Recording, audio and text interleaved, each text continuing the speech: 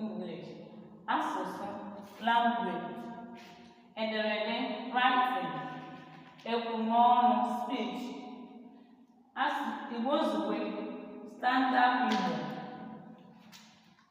olumba dialect or mother tongue, olumba maọbụ olumbe dialect or mother tongue,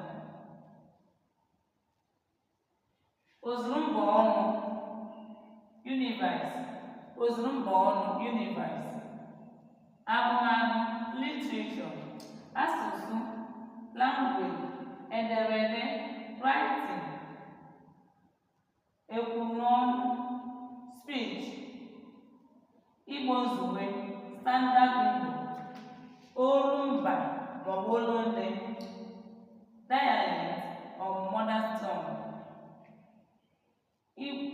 ozurumba ọnụ universe literature, agụmagụ literature, agụmagụ literature. Ndewo.